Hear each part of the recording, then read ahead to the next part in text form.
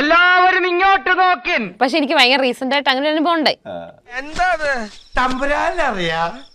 അതങ്ങനെയൊന്നുമില്ല, ഒരു ദുബായിൽ എന്തോ ഒരു ഇനോഗ്രേഷൻ.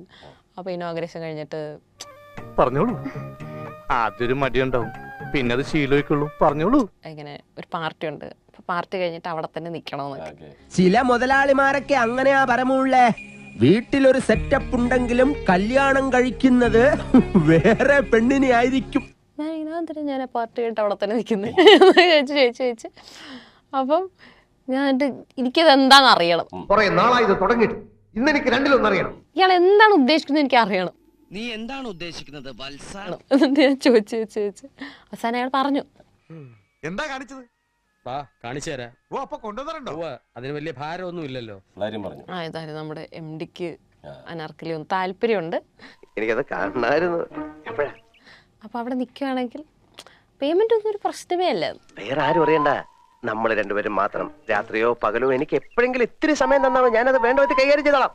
അപ്പൊ ഞാൻ അപ്പൊ എനിക്കാണെങ്കിൽ ഭയങ്കര സന്തോഷം കേട്ടോ.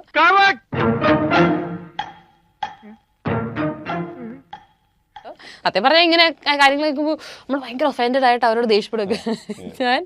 എനിക്ക് ഭയങ്കര സന്തോഷം. അവനെ രക്ഷിക്കാൻ പോയിട്ട് അവസാനം കുട്ടിയുടെ തിയറിയും തെറ്റി കൈക്കുഞ്ഞുമായിട്ട് കയറി വരരുത്. അയ്യോ, അവസാനം ആരെങ്കിലും എന്നോട് ചോദിച്ചല്ലോ. പറഞ്ഞു വരുമ്പോ നമ്മൾ രണ്ടും കളിക്കാരാ. അപ്പൊ ഞാൻ ഈയിടെ എത്ര നാൾ വിചാരിക്കുന്നു അത്ര അട്രാക്റ്റീവ് അല്ലേ, ഇനി അതുകൊണ്ടാണോ ചോദിക്കാത്തത്? അതെ, രാത്രി എല്ലാരും ഉറങ്ങിട്ട് ഞാൻ വരാം, നമുക്ക് ഇവിടെ ഇരുന്ന് വെളുക്ക വേഷ കളിക്കാം. എനിക്കിപ്പോ 10 കാശ് തരാൻ ആർക്കും താല്പര്യം. ആരാ ഏതാണെന്നൊന്നും ചോദിക്കണ്ട, എല്ലാം എനിക്കറിയാം. എന്താ വേണ്ടെന്ന് വെച്ച് പറഞ്ഞാൽ മതി. അല്ല, ഞാൻ പറഞ്ഞ ഇല്ല കേട്ടോ, താല്പര്യമില്ല. എടാ മോനെ, ഈ കഥകളൊക്കെ പുറത്ത് കേൾക്കുന്നില്ലേ കുറെ മെക്കാനിക്ക് വിട്ടുകൾ, അവന്മാരോട് പറ, എന്റെ അടുത്ത് വേണ്ട. പിന്നെ പക്ഷെ എന്നോട് ഇത് താല്പര്യം ഉണ്ടാവാൻ ചാൻസ് ഉള്ള മറ്റ് സെലിബ്രിറ്റീസിനെ അറിയുന്നു. പോടോടുന്നു മനസ്സ് ചിത്തേക്ക് നോക്കണ്ടല്ല, എന്നെ നീട്ടൊന്നുമില്ല.